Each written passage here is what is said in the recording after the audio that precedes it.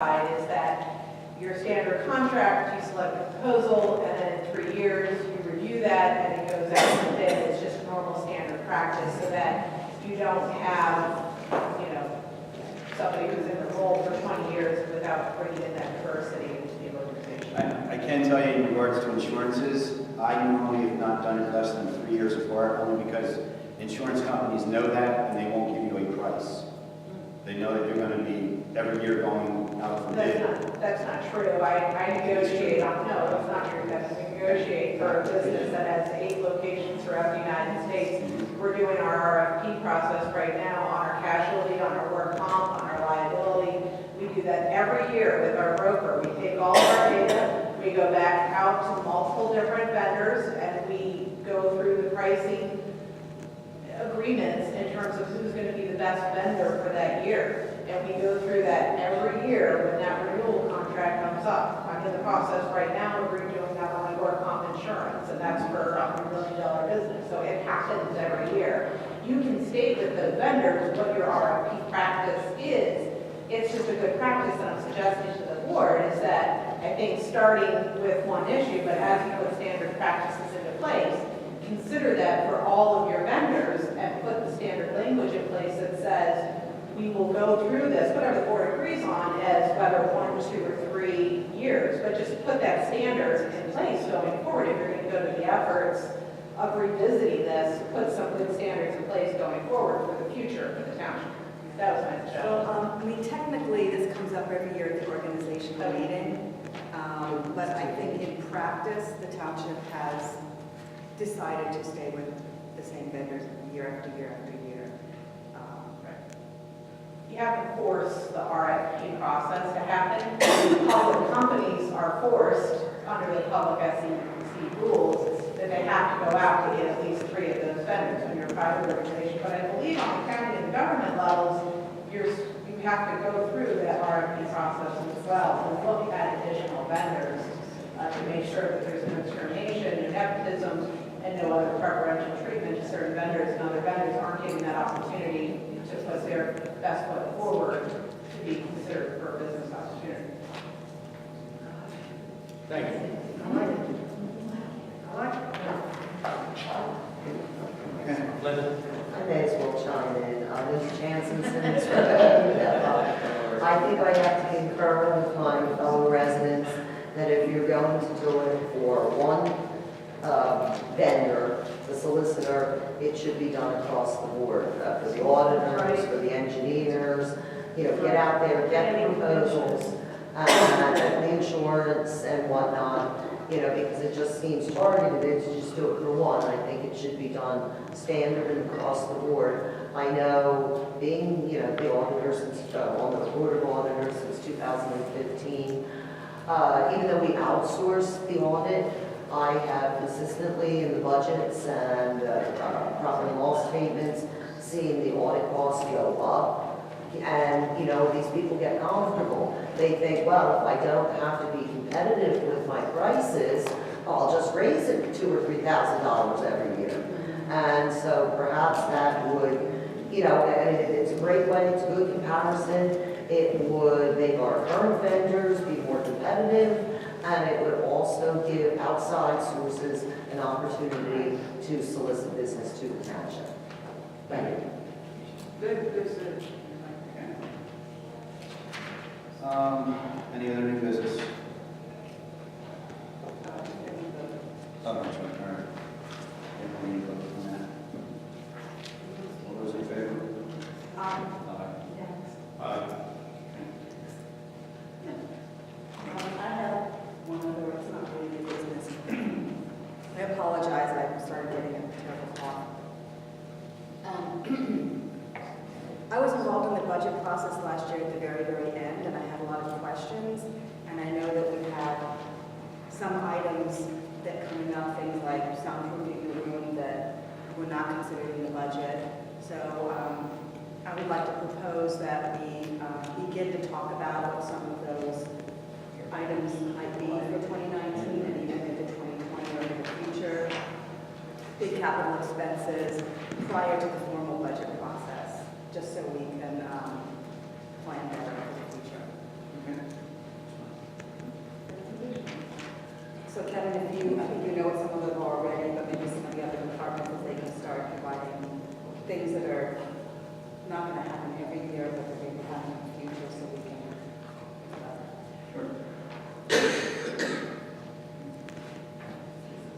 Any other new business?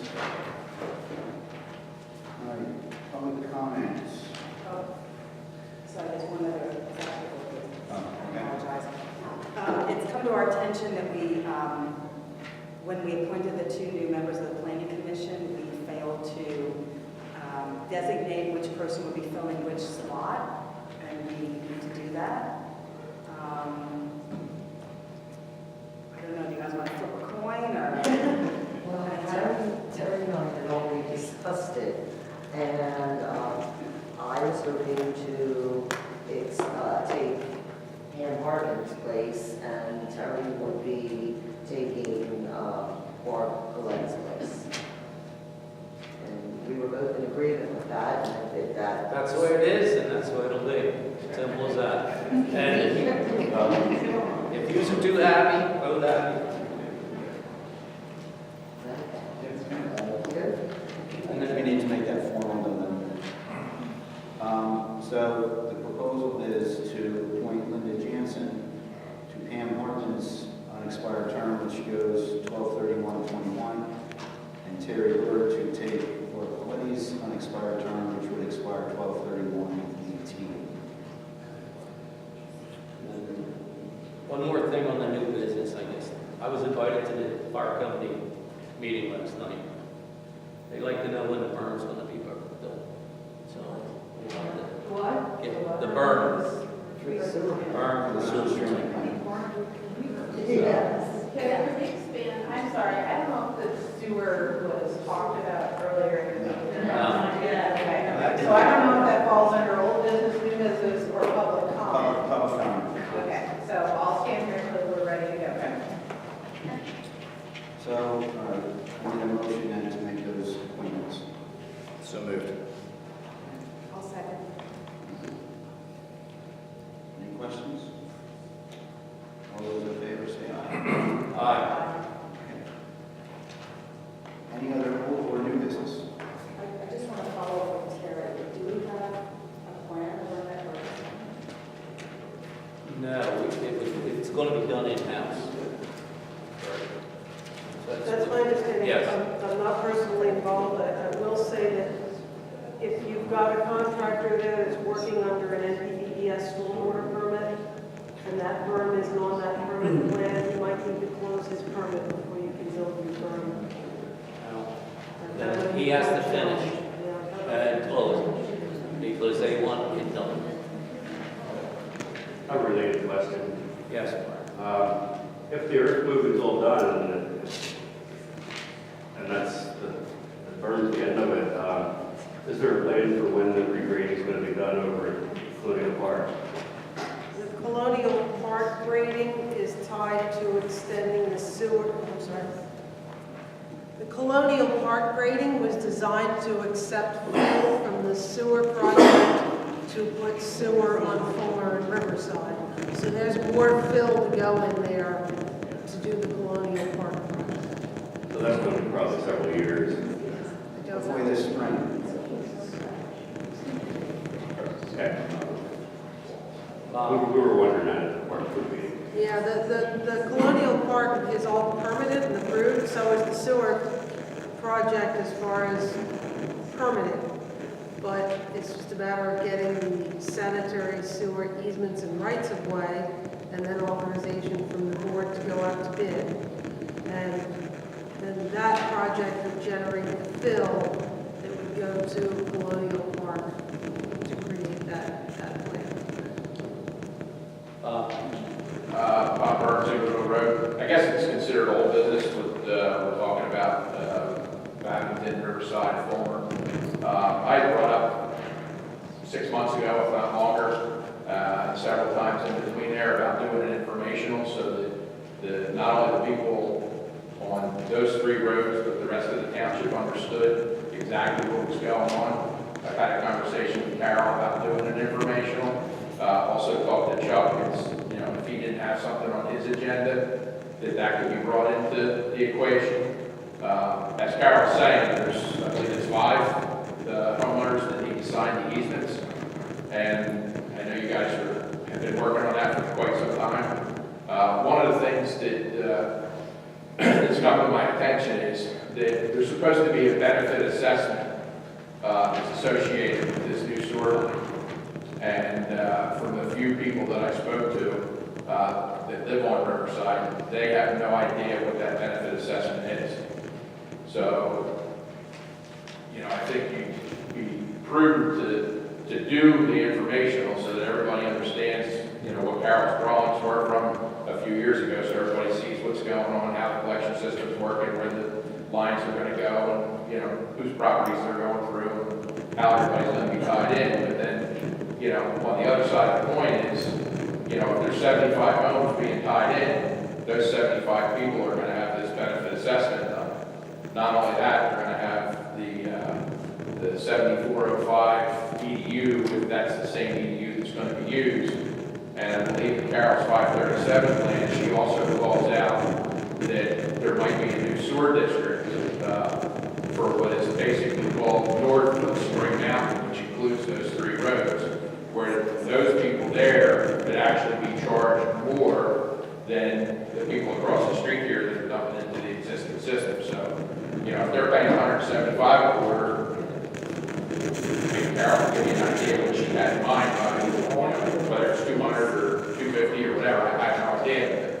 But I know that a lot of people over there are interested in finding out what the total costs are going to be, what kind of money they need to start saving, and, you know, whether they look at PenVest for low interest loans to help them through this.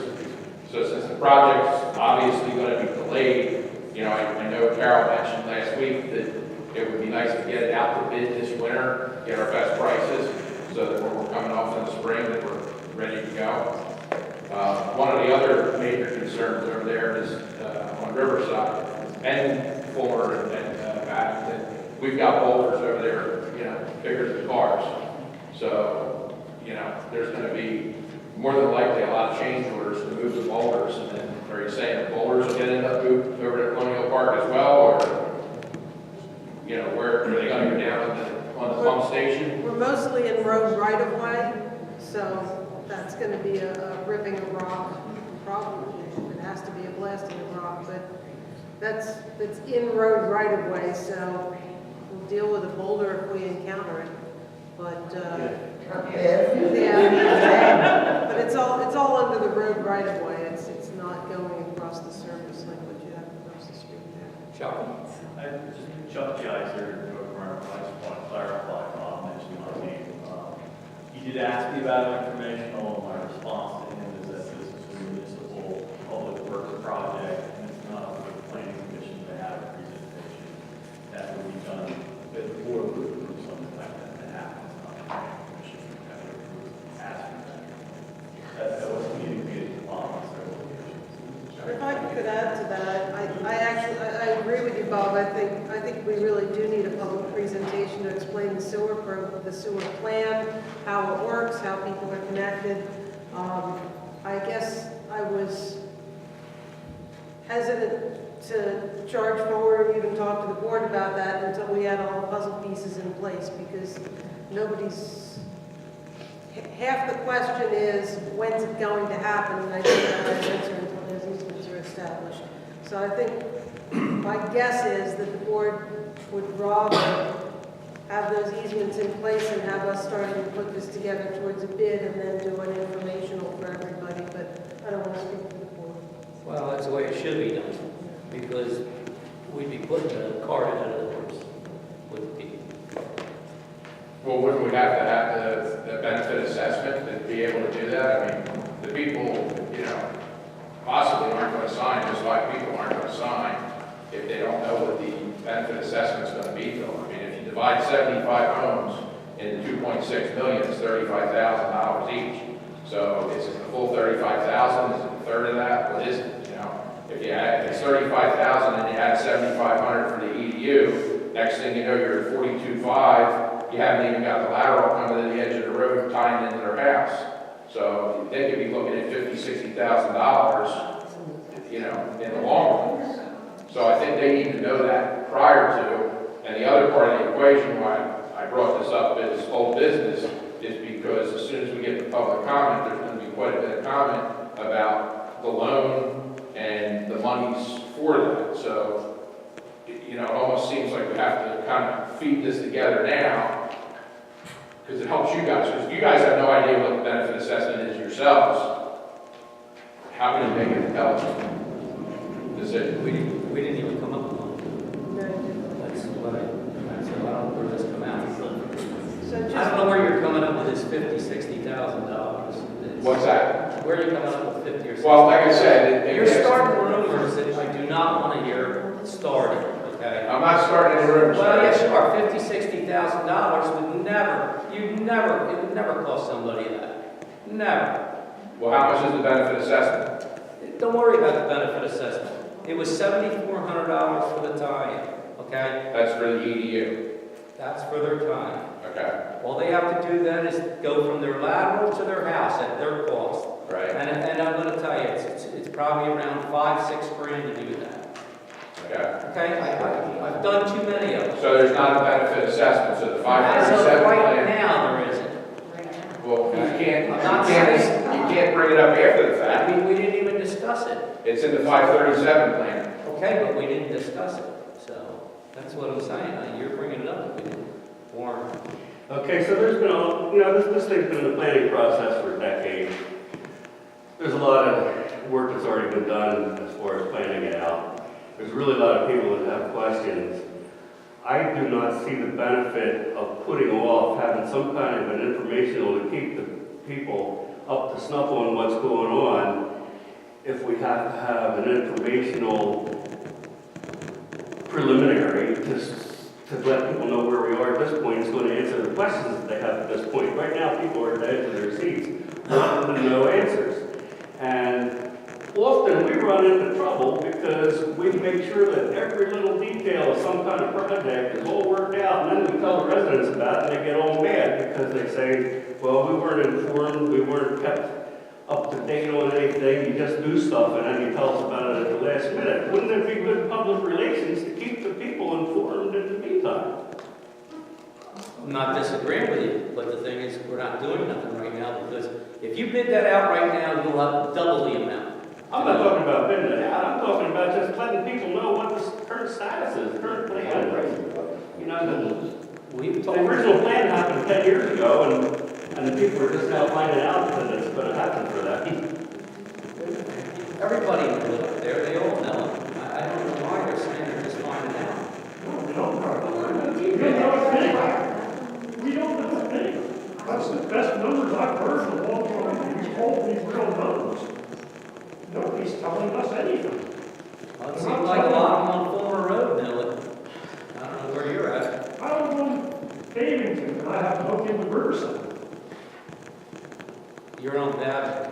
Right, the corner, 102. So I have to hook in because I'm close enough to Riverside. Right. And I'm not being told a thing, and neither is anybody else. But all those people in there know. John, I think they're wrong, man. I think they're very wrong. they were here in the meeting.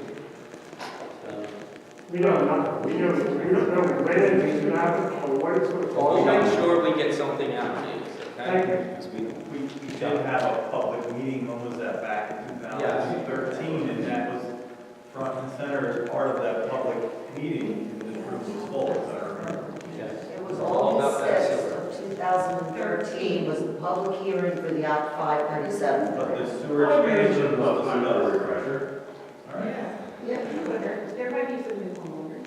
And also too, once the Act 537 plan was submitted to the DEP, there were revisions made and things like that. So what was presented, the concept that was presented at the public hearing may have changed slightly, you know, from what the draft plan was to what the final approved plan was.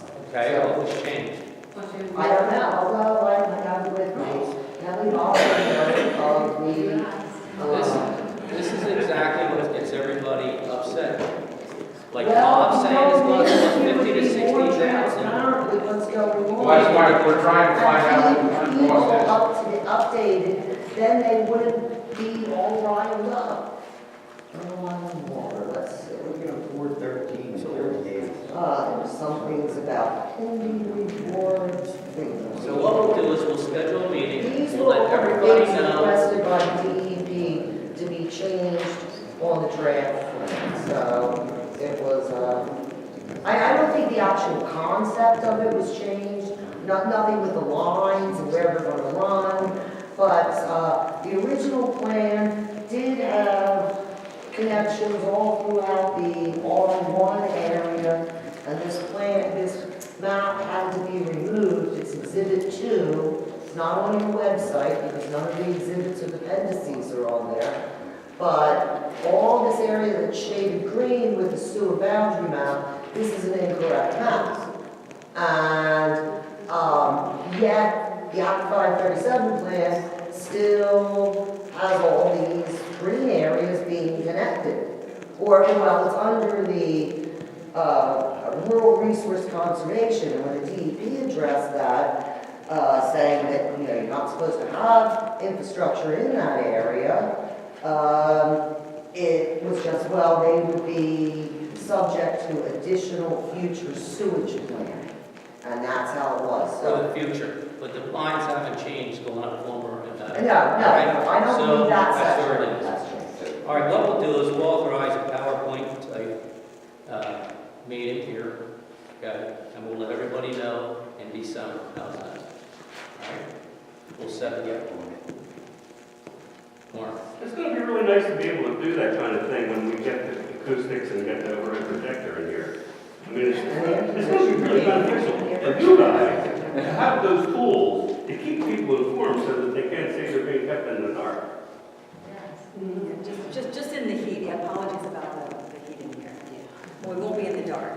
The air conditioner broke here around 3:30, 4 o'clock. Oh, great. You're not purposely trying to get us to leave. Yeah, one last thing on old business, on May 5th, 2015, when you guys, I guess, did the original Fulton loan and whatnot, there was a payment of $27,240, which was 0.2%, I'm sorry, of the estimated cost of the sewer plant that was sent to the Delaware Valley Basin Commission. So if you back that number into that, that brings the plant cost out to $13,620. Obviously, that's an incorrect number. Would we be able to revise that paperwork to the Delaware River Basin Committee and get the over expenditure back? What's that? I have no idea what you're talking about. All right, well, May 5th, 2015, if you read the minutes, you'll understand it. And if you don't, I'm glad to go ahead and talk to you about it. It's on your website.